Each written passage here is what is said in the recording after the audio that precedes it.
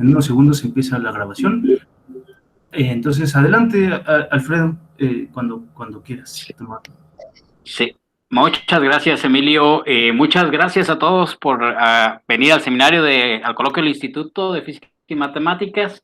A mí me da mucho gusto que para el día de hoy tengamos como invitado a Saúl Hernández, un antiguo estudiante del instituto, colega y amigo de quien he aprendido bastante cosas luego de que se graduara aquí con nosotros. Y precisamente dentro de esos temas, que ahora son sus líneas de investigación propias, nos va a presentar sus ideas sobre el diagrama de fase de la QCD y una breve revisión de la materia cuarquiónica. Saúl, pues muchas gracias por aceptar la invitación. Por favor, toma el micrófono. Muchas gracias, Alfredo, y gracias, Emilio, por la invitación. Pues como Alfredo comentó, les voy a platicar un poco sobre el diagrama de fase de la QCD, en particular, más bien sobre algunas fases de la QCD y una breve revisión de lo que es una de ellas, que es la materia cuarquiónica, que fue introducida por Larry McLaren y Robert Pisarski hace algún par de años, bueno, ya bastantitos años. Entonces vamos a ver lo que es como el índice, por decirlo así, de lo que será la presentación, con una breve introducción sobre lo que es el diagrama de fase, cómo esto sirve de motivación, además de otros estudios físicos que se pueden hacer que nos sirven de motivación para introducir lo que es la materia cuarquiónica y cómo esta puede ser útil para diversos estudios fenomenológicos, y una herramienta que se usa para estudiar dicha materia ya en un poquito más formal, que es el modelo del volumen excluido, y unos comentarios finales.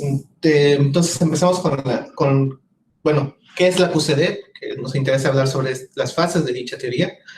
La QCD es la teoría de campo que describe la dinámica de los quarks y de los gluones, que nos dice que los hadrones, que son partículas compuestas por quarks, pueden interactuar o ser descritas por esos mismos quarks y los grados de libertad de gluón, que son los mediadores de esta interacción, por medio de la carga de color.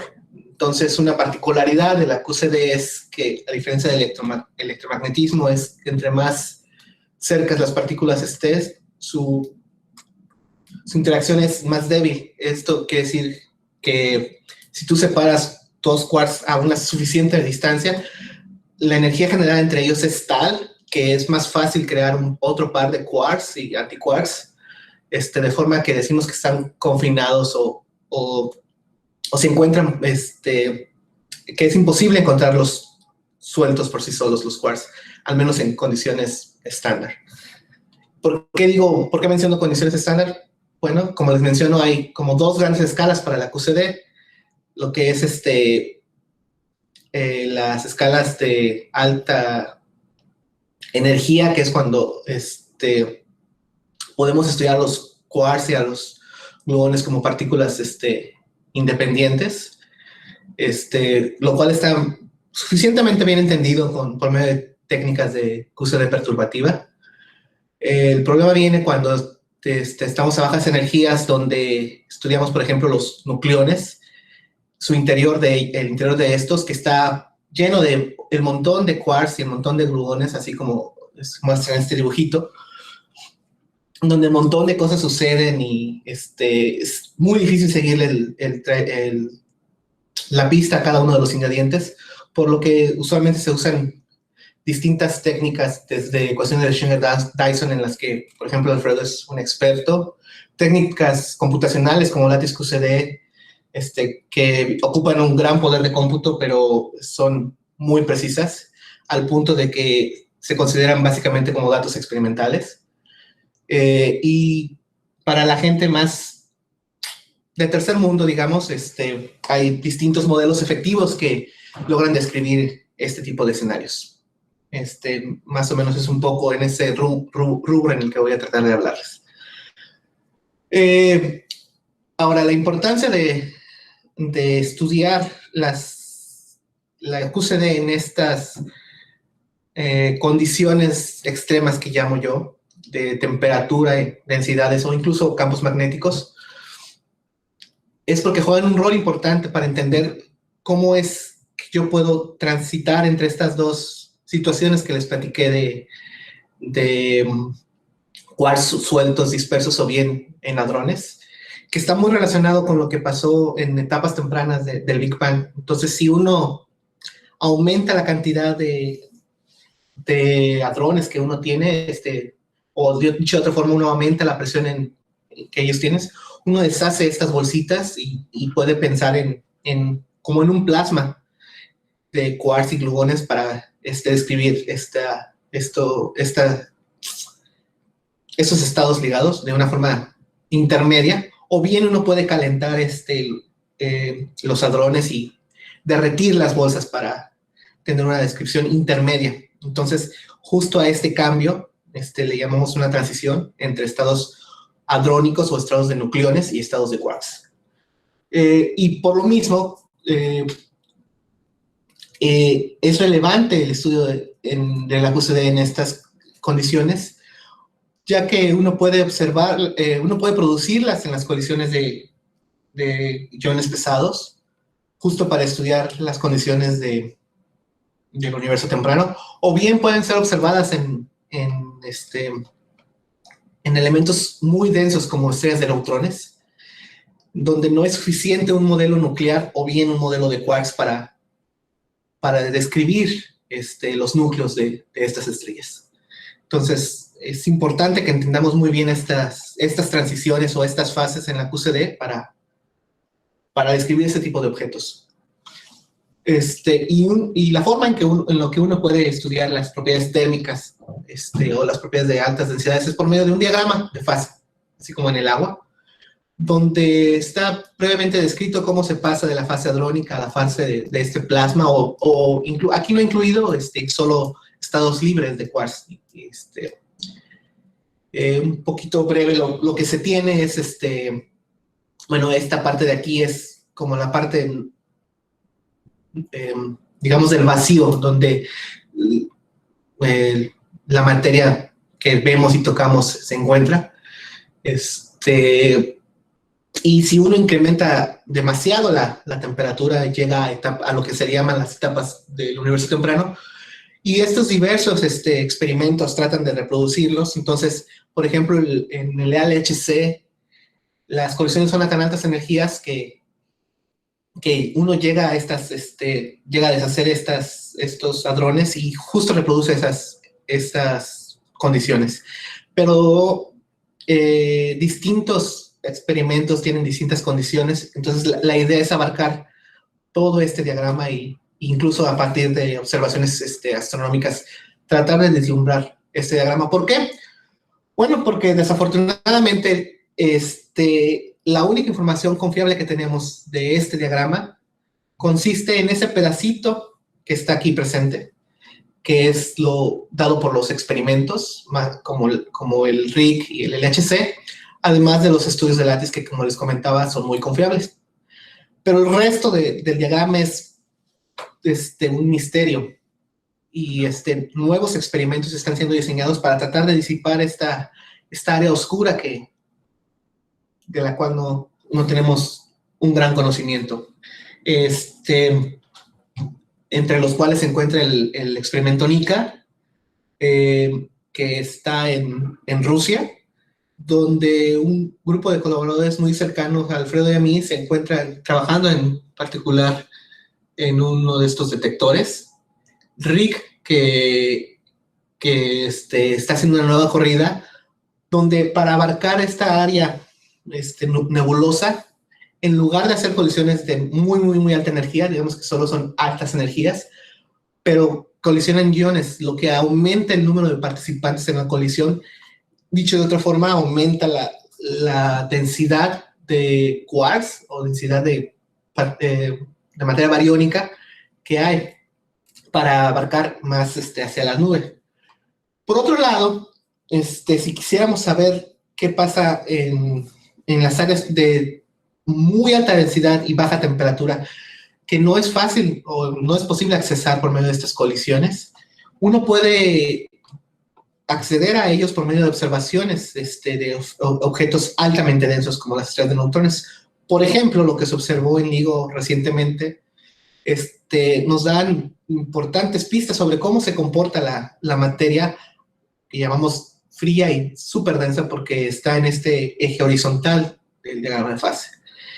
Entonces, uno puede obtener propiedades térmicas o de densidad de la materia a partir de las estrellas de neutrones por medio de lo que es la ecuación de Thoma-Oppenheimer-Volkoff, que describe básicamente una relación entre la masa de la estrella y el radio.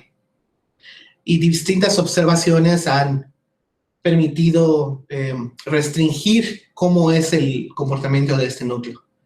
Lo que nos habla sobre cómo se comporta la materia en el núcleo.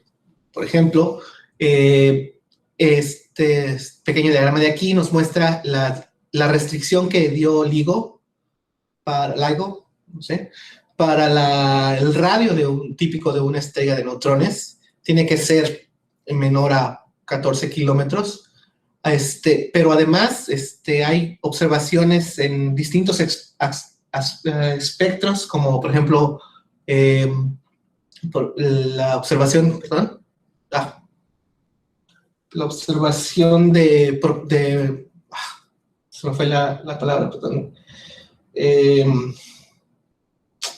Observaciones electromagnéticas de dichas estrellas nos dan una restricción aquí que se muestra en la masa. Entonces nos dicen que tiene que ser un núcleo muy pesado de como 2 masas solares, y aparte hay restricciones en el mínimo del radio y el máximo del radio debido a esas observaciones de ondas gravitacionales. Entonces uno va agregando y agregando ingredientes que nos ayudan a deslucir un poco cómo se ve, pero además de esto se necesita tener una guía o un modelo que nos permita describir la materia en este caso, porque si bien algunos modelos que existen están dentro de los valores esperados, tienen algunos problemas, en especial porque estos modelos o bien son nucleares, es decir, describen todo lo que hay en base a nucleones, o bien son modelos de quarks que tienen distintas complicaciones uno y otro. Entonces, lo ideal sería tener un modelo que describiera un híbrido entre estos dos. Pero ¿cómo se obtiene? Pero bueno, antes de avanzar un poco, ¿cómo obtenemos la información a partir de estas pequeñas curvitas, ¿no?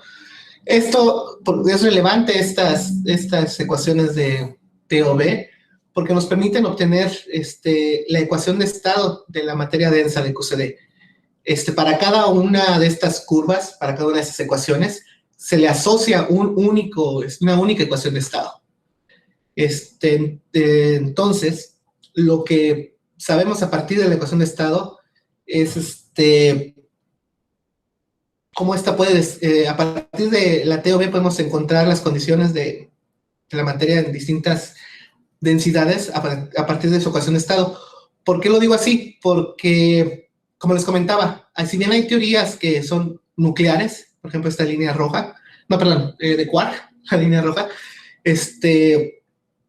que nos dan información sobre esta área de la TOB, que está más relacionado a las masas máximas que pueden alcanzar las estrellas de neutrones. Pero estos modelos fallan en el área de baja densidad, ya que no coinciden con los modelos en el radio que uno esperaría de una estrella. En cambio, si uno usa modelos nucleares, estos le logran pegar a un radio razonable, pero no alcanzan una masa suficientemente grande que ya se ha observado.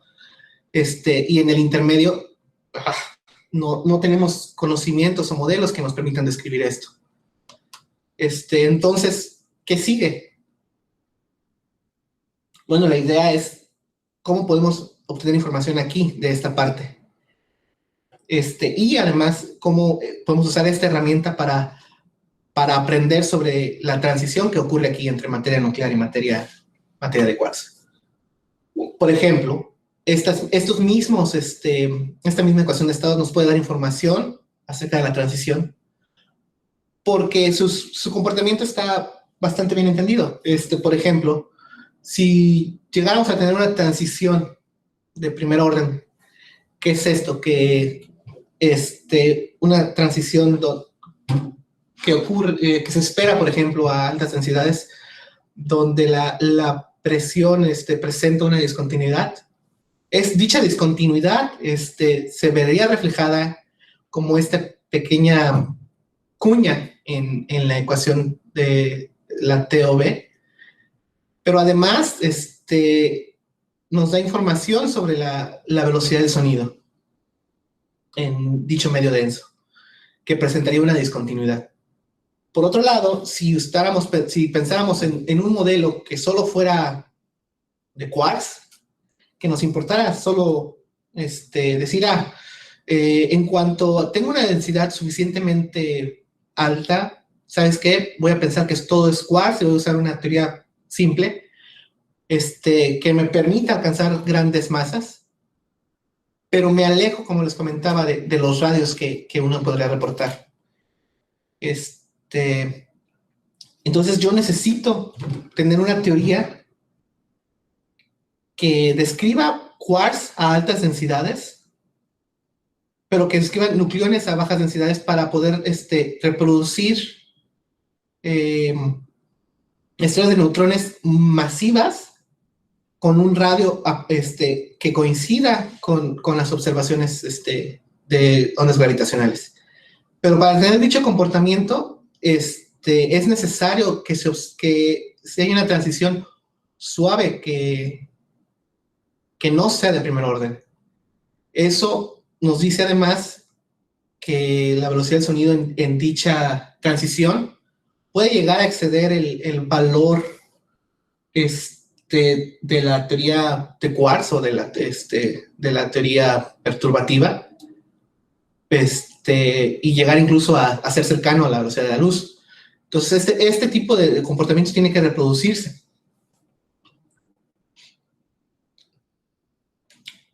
Bueno, lo vuelvo a decir, perdón. Como les comentaba, necesitamos una ecuación de estado suficientemente, se dice, dura, para que alcance estos picos en las masas y que además describa la parte nuclear de manera adecuada para los radios. ¿Y por qué hablo de la velocidad del sonido? Bueno, la velocidad del sonido crece abruptamente en medios densos o a altas temperaturas, por lo que tener una transición adecuada implica que podríamos tener valores mayores a los descritos por una teoría puramente de quarks. Entonces, en resumen, necesito un modelo que describa estrellas de neutrones con un núcleo suficientemente pesado, es decir, a altas densidades, una descripción de quarks, con el radio dentro de los estimados por las ondas gravitacionales, es decir, una descripción adecuada para la baja densidad, muy similar a una descripción de nucleones, y con una transición suficientemente suave que además reproduzca un incremento en la velocidad del sonido. Entonces, ¿alguna sugerencia para esto? Sí la hay. Pues no es vieja y confiable, pero es conocida entre la comunidad, la materia quarkiónica. ¿Qué es esta materia quarkiónica? Bueno, fue introducida, como les comentaba, por Larry y Pisarsky. No recuerdo bien el año, lo siento. Fue una idea que surgió a partir de una descripción para altos valores del número de colores, una aproximación efectiva de la QCD, donde debido a este comportamiento grande en el número de colores, sucede que el loop de quarks está suprimido en este límite, lo que nos dice que la dinámica de quarks no afecta, la dinámica de los nucleones no se ve afectada por los quarks, o dicho de otra forma, que se necesita una gran densidad de quarks para que estos empiecen a contribuir. ¿Cómo se ve esto? Bueno, si uno lo puede ver en los apantallamientos, por eso pongo los loops. El apantallamiento está generalmente descrito por esta expresión, y el acoplamiento es del orden del número de colores. Entonces, esta parte de aquí corresponde a la contribución del loop de gluones, y debido a este factor,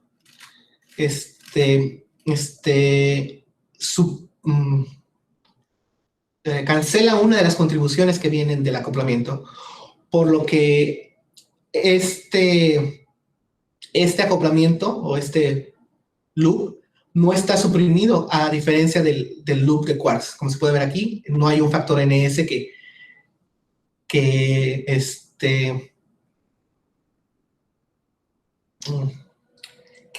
cancele una contribución del acoplamiento. Entonces, este loop está suprimido comparado con el otro. Y para que eso deje de pasar, yo necesito que este potencial químico de quarks sea del orden de la escala de confinamiento. Entonces, dicho de otro modo, si tengo un potencial químico suficientemente grande, entonces los quarks empiezan a ser relevantes, y entonces surge los quarks. ¿A qué me refiero con esto? Yo, si estoy en una baja densidad, todo está descrito puramente por nucleones, y conforme aumento la densidad, va a haber un punto en el que los quarks empiezan a ser relevantes y empiezan a aparecer. Entonces tienes una mezcla entre estos dos grados de libertad. Y si además el potencial químico de quarks es mucho más grande que la escala de confinamiento, retomo la teoría perturbativa de QCD y puedo estar totalmente descrita por quarks. Que se puede ver un equivalente... Perdón. Denme un segundo. Un equivalente en este diagrama.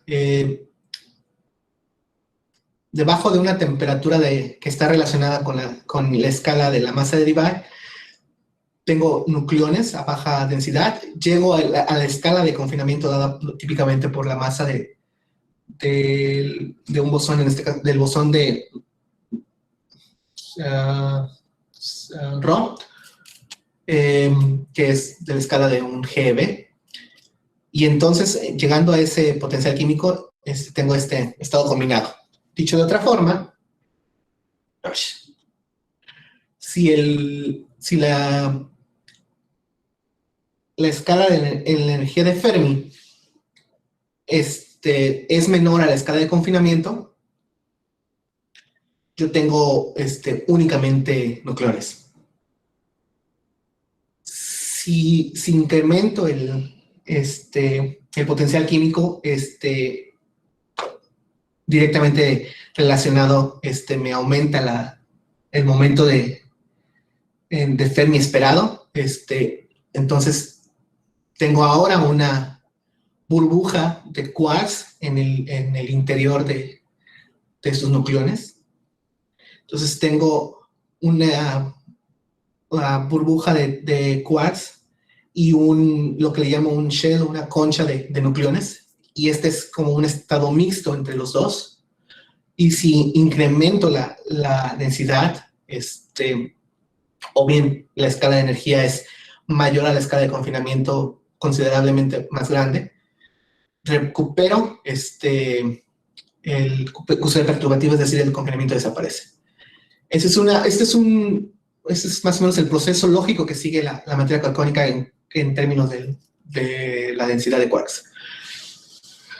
Entonces, algo curioso a notar es que esta forma en cómo se da la transición no es una transición de primer orden usual que se observa, que se esperaría en altas densidades, dado que el potencial, la densidad bariónica total, se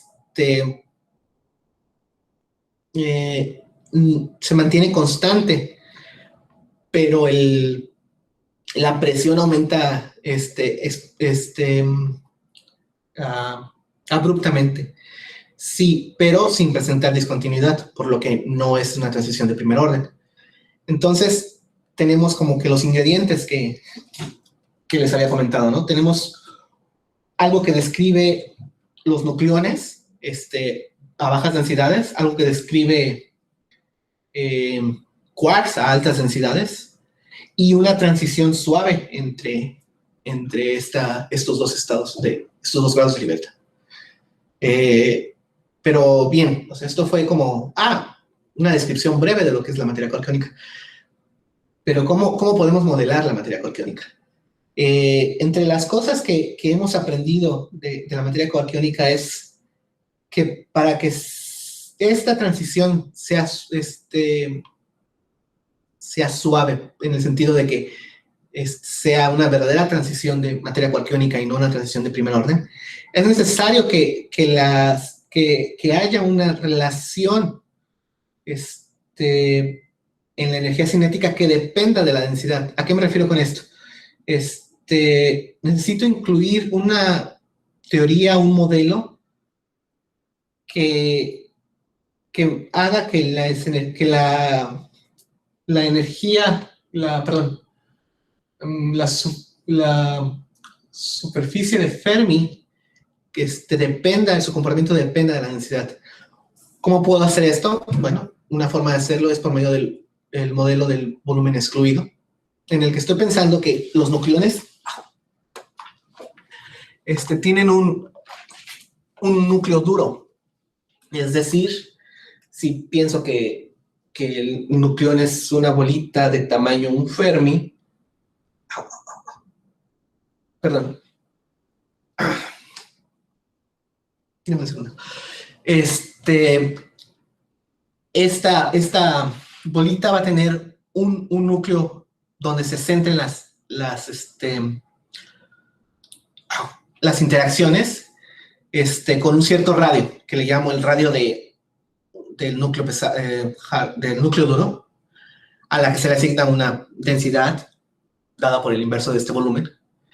Entonces, ese volumen, ese hardcore, va a estar excluido de las interacciones. Es decir, no puedo tener otra partícula dentro de ese núcleo duro.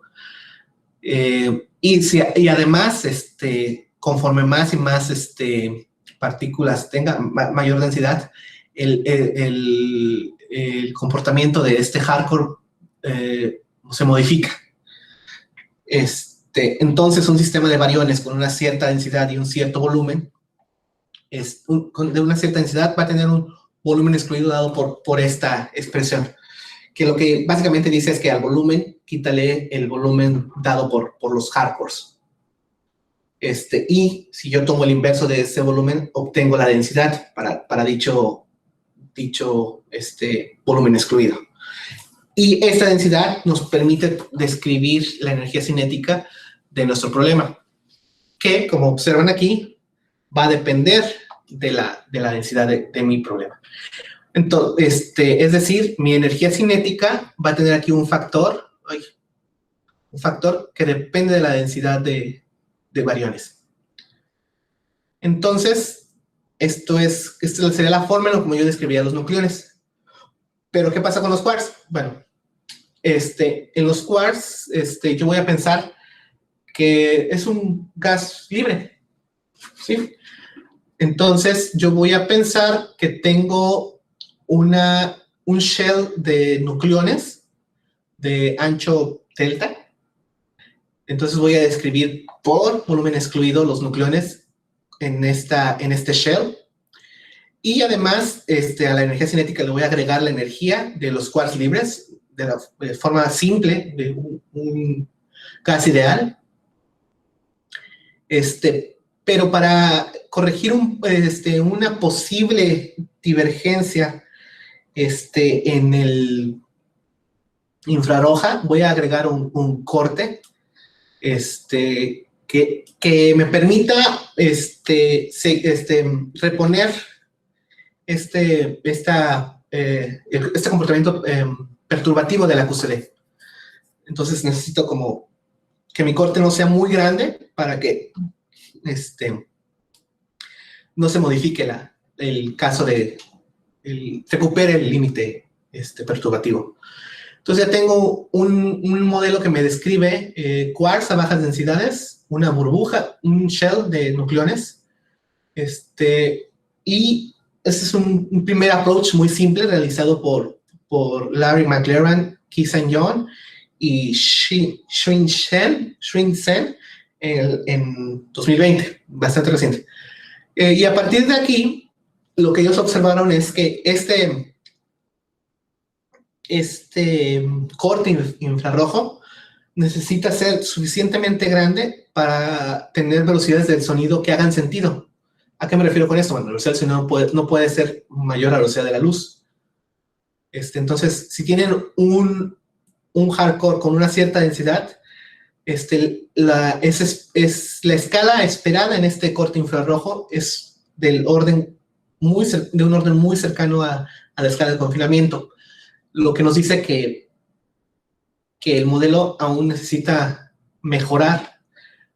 Pero por otro lado, en este modelo simple, como un primer approach, podemos reproducir de manera adecuada el comportamiento de la velocidad del sonido reportado para las estrellas de neutrones. Estas barras azules están en este artículo, bueno, en este preprint, nos dicen cómo se comporta la velocidad del sonido en las estrellas de neutrones. Entonces, con este primer approach muy simple, tenemos un adecuado comportamiento de la velocidad del sonido para estrellas de neutrones. ¿Por qué es simple? Bueno, nunca les hablé de qué tipo de nucleón es, nunca les hablé sobre qué tipo de quark es, son cargados, no son cargados. Esto es un modelo simple que tiene nada más nucleón de un sabor, un quark del correspondiente sabor y sin carga. Entonces, bueno, eso es un primer approach que me dice, sí, la materia de quarkiónica ayuda, pero bueno, vamos a hacer un poquito de fenomenología, ¿no? Física de verdad. ¿Cómo podemos hacer esto? Bueno, pensemos que tenemos sabores de nucleones. Y bueno, si vamos a entrar a fenomenología, vamos a hacerlo de golpe y vamos a agregar 3 sabores. Entonces tenemos protones, tenemos neutrones y tenemos hiperón lambda. ¿Por qué la importancia de agregar el hiperón lambda? Entre los datos que se observan en las estrellas de neutrones, la extrañeza es un factor importante que está ahí, que modifica el comportamiento además. Entonces, agrego protones, neutrones e hiperones. Estos nucleones los voy a considerar igual como un hardcore, por lo tanto tengo un tamaño efectivo para el barión. Pero para incluir estos sabores, bueno, necesito incluir equilibrio beta y además tengo carga, entonces necesito tener, mi sistema tiene que ser neutral. Entonces impongo condiciones de equilibrio beta y condiciones de neutralidad. Aparte de eso, la energía cinética es básicamente la que les mostré anteriormente, bueno, considerando los 3 sabores, tanto para los nucleones como para los quarks. Y además a la energía cinética necesito agregarle la energía cinética que viene de los electrones, porque necesito electrones para tener la neutralidad y el equilibrio beta. Entonces, ¿a qué se reducen mis condiciones de formación de nucleones? se reduce, ¿qué pasó? A que, como saben, un neutrón está formado por un quark up, 2 quark downs, protones 2 quarks up, un quark down, y el hiperón lambda, un quark up, un quark d y un quark s. Esas son mis restricciones para los bariones. Además, necesito neutralidad, es decir, que la densidad de electrones, es decir, carga negativa, debe ser igual a la densidad de protones, carga positiva, más 2 veces el número, densidad de ups que tenga, menos las densidades de cargas negativas. Ojo, estas densidades las estoy pensando como que son reescaladas a un sistema de barión. Es decir, estoy hablando de que es 3 veces el quark. Entonces, por eso no hay estos factores de 3 que se notan en la carga. ¿Qué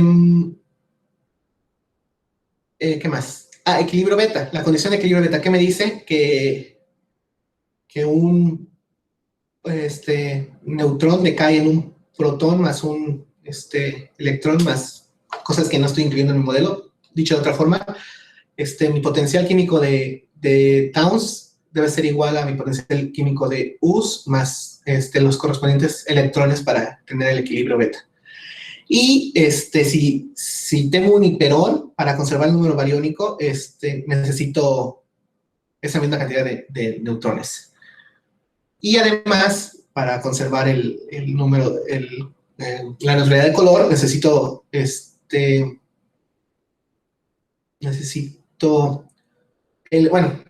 equivalente de esta relación en los quarks. ¿Y cómo mi modelo obtiene el comportamiento de la materia quarkiónica? Lo que hago es, bueno, tengo toda la energía del sistema que depende del shell, del ancho de la shell para una cierta densidad. Bueno, para una densidad fija, ¿cuál es el shell, el ancho del shell que me da el mínimo de energía? Entonces voy a tener el mínimo de energía para una cierta densidad fija, y yo cambio la densidad a distintas magnitudes para obtener un comportamiento en términos de la densidad bariónica. Lo que obtengo a partir de ahí es la ecuación de estado para esta materia quarkiónica. ¿Qué son las distintas líneas? Aquí olvidé comentar que el hiperón lambda tiene un efecto de repulsión diferente un potencial de repulsivo diferente a los protones y los neutrones, por lo que necesito aquí agregar un factor adicional, pero no está bien, no se sabe bien si este efecto es más repulsivo, menos repulsivo, o incluso puede ser igual, pero, o sea, a las escalas que las estamos trabajando. Pero esperaría que fuera o más repulsivo o menos repulsivo. Entonces, estoy incluyendo ese comportamiento aquí en la alfa, y lo que estoy haciendo es para distintas densidades del hardcore. Estoy obteniendo la ecuación de estado para eso. Entonces, lo que tengo aquí es dos distintas ecuaciones, bueno, distintas ecuaciones de estado para cada dos factores de lambda. Lo que puedo notar es que tengo un comportamiento aquí rígido en el área nucleón, que reproduciría radios pequeños, pero además un comportamiento suave en el área de quarks, lo que me reproduce masas muy grandes. Y a partir de la ecuación de estado yo puedo obtener la velocidad del sonido. Y lo que puedo notar aquí, necesitaría explicarles un poquito, es que tiene estos ciertos picos. Estos picos están relacionados a la aparición de cada grado de libertad. Cada vez que tengo un grado de libertad, hay un enhancement, ¿cuál es la palabra? Un empuje, un incremento en la presión que se ve directamente en la velocidad del sonido.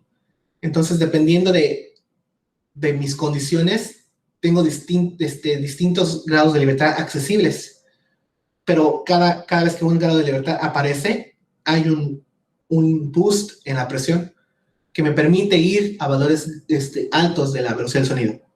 Pero, sin embargo, recuperar el comportamiento a altas densidades de QCD perturbativa,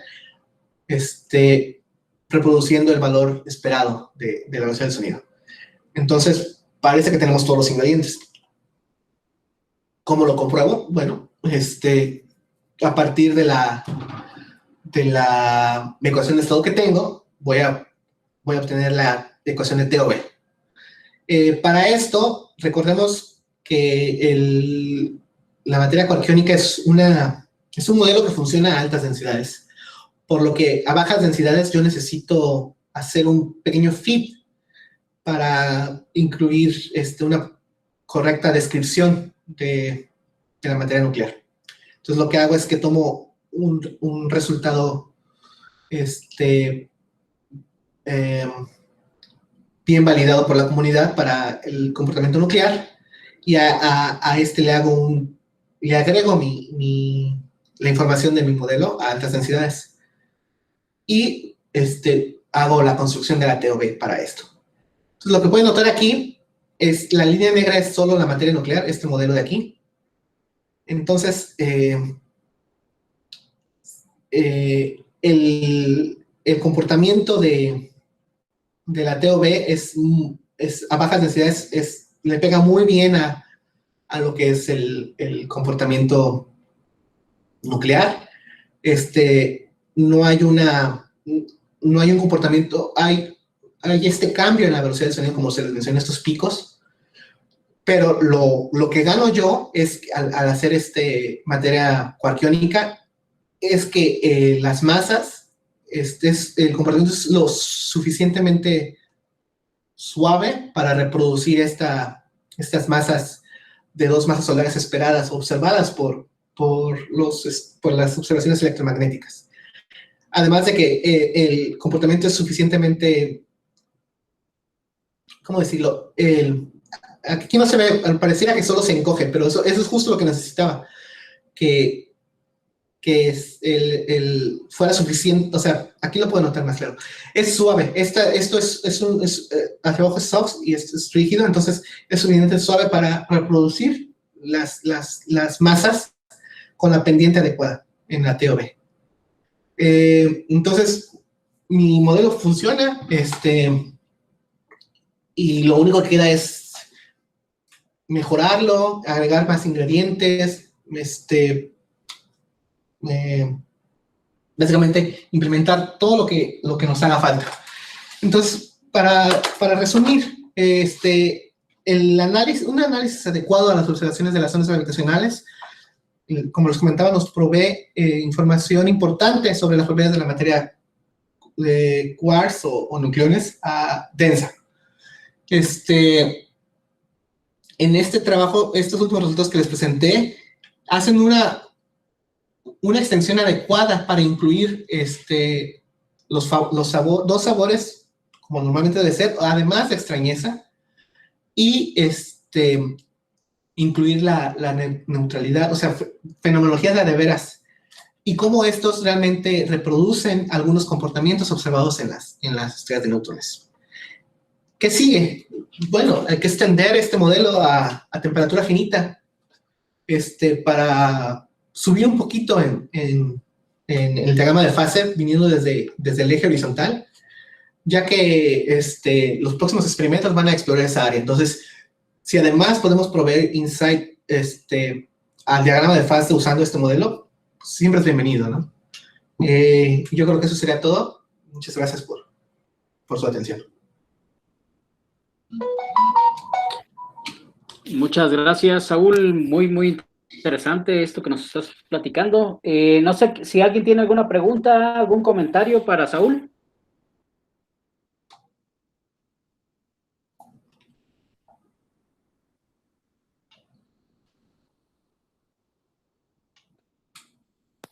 No veo manos levantadas. Empiezo, Saúl, déjame comentar, está muy interesante entonces este asunto de la materia coarquiónica. Básicamente, cuando nosotros estudiamos el diagrama de fases de la QCD, nos centramos o en los grados de libertad hadrónicos, a temperatura cero, por ejemplo, o en los grados de libertad ya de quarks y pensamos que la transición ya es de primer orden. Pero tú estás de alguna manera considerando en este modelo un escenario un poco más suave, ¿no? Donde coexisten estas fases por algún tiempo, ¿no? En la evolución del sistema. ¿Tú qué crees o cómo sería una evidencia que pudieran, por ejemplo, ahora estos experimentos como NICA, que están cercanos a ver, al menos eso esperamos, este supuesto critical endpoint en el diagrama de fases? ¿Tú qué crees que podría haber ahí, NICA, para decir, bueno, es que aquí se está transitando precisamente a esta fase de materia coarquiónica? Sí, a ver, un ingrediente que es como clave es que estamos hablando, siempre hay dos transiciones, ¿no? La transición quiral y el confinamiento. Entonces, lo que se observa en materia coarquiónica es que ya tuviste tu restauración quiral, pero no están confinados, aún por eso ahí está como mezcla. Entonces, las observaciones de las fluctuaciones que se tienen en el critical endpoint son diferentes porque digamos que el critical endpoint puede tener distintas naturalezas. Puede ser un estado de un critical point que te separa la freeze out, te separa el confinamiento. Entonces, el tipo de fluctuaciones que tienes ahí son ligeramente diferentes a las solo si te fijas en la restauración de quiral. Además de que la ecuación de estado o la velocidad del sonido tendría un comportamiento diferente si solo fuera si el confinamiento y la restauración quiral fueran la misma. No sé específicamente cuál es el comportamiento, pero se vería así. Ok. Oye, me estaba recordando también que una de las maneras, de las primeras ideas para modelar fenomenológicamente confinamiento era aquello de poner a los quarks adentro de una bolsa, ¿no? Entonces había una constante de bolsa y este modelo del MIT que por algún tiempo dio algunos resultados interesantes. Y también estoy tratando de hacer la conexión porque dices, bueno, al final del día yo tengo que conectar con las ecuaciones de Tolman, Oppenheimer y Volkoff, y ahí uno de tus inputs es precisamente una ecuación de estado. Y también recuerdo que estas ecuaciones, cuando tú incluyes una constante cosmológica, se parecen mucho a las que tú tendrías en un sistema de quarks cuando estás poniendo la constante de la bolsa, ¿no? Dentro de estas ecuaciones.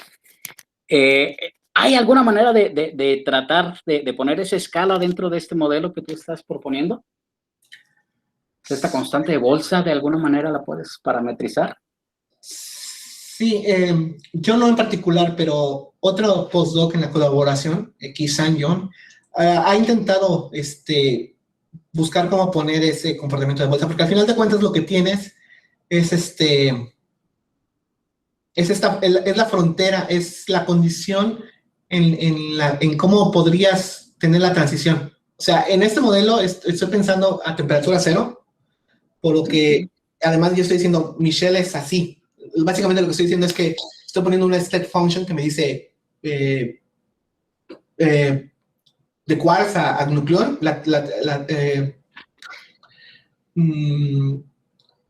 ¿cómo lo digo? Es una... Es una pared, ¿no? Un hard wall ahí. Entonces tú puedes incluir este tipo de constantes para bien tener una barrera, pero no tan dura, vamos. Pero sí se puede. Muy bien. ¿Alguien, alguna pregunta o comentario para Saúl? Yo tengo una pregunta un poco mensa porque no sé nada de esta área, pero he escuchado o sea, que se propone estrellas que estén hechas de puros quarks, o sea, como si fuera todavía un estado más compacto que las estrellas de neutrones. ¿Habría una diferencia si estos objetos existieran? ¿Habría alguna diferencia? O sea, según yo normalmente, bueno, los describen como si fuera un plasma de quarks y gluones.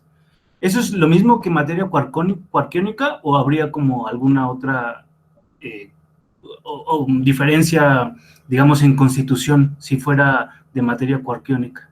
Sí, a ver, la cosa es, bien pueden ser estrellas de quarks o estrellas de neutrones. Aquí la cosa, la que me refiero con materia quarkiónica es que cuando uno tiene las estrellas de neutrones, los núcleos es la parte más densa de estas. Entonces, en el núcleo uno realmente no sabe cómo se comportan, pero lo que indicase es que hay una cosa mixta, o sea que no es solo un plasma de quarks y gluones, sino que además tienes hadrones dentro de ese plasma. Entonces, tienes como que algo intermedio. Entonces, estas estrellas que tú mencionas son aún más densas. Entonces, a lo mejor, como es mucho más denso, el núcleo es puramente plasma de quarks y gluones, pero no sabríamos decirlo, ¿no? Acuérdate que si aumentas la densidad, deshaces las bolsas. Entonces, aquí el punto es que, en general, uno piensa que la estrella está hecha de neutrones, pero el núcleo es más denso, todavía más denso. Entonces, uno dice que parece que hay como una mezcla en las fases ahí. Entonces, no solo tengo nucleones, no tengo suficientemente denso el núcleo, parece que tengo solo el plasma de quarks y gluones, tengo algo intermedio. Entonces, no soy tan familiarizado con las observaciones astronómicas, pero puede que la densidad de estos núcleos, de estas estrellas de quarks, sea aún más denso, por lo que puede que no haya esta materia quarkiónica, pero en sí no es lo mismo. O sea, a lo que me refiero es, como lo mostraba en el diagrama, por un lado tienes los nucleones, por otro lado tienes el plasma de quarks y gluones. Lo que se esperase es que haya algo intermedio a densidades intermedias, que tienen como las dos cosas. Ya veo, muchas gracias. Muy bien. ¿Hay alguien más que tenga alguna pregunta o comentario para Saúl?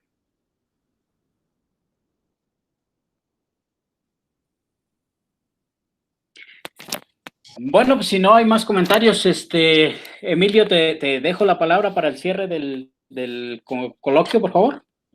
Sí, de acuerdo. Pues nada, solo agradecer una vez más a nuestro ponente por el coloquio y a todos por su asistencia. También muchas gracias a ti, Alfredo, por tomar el cargo de moderador. Y sería todo. Bueno, aprovecho, les cuento.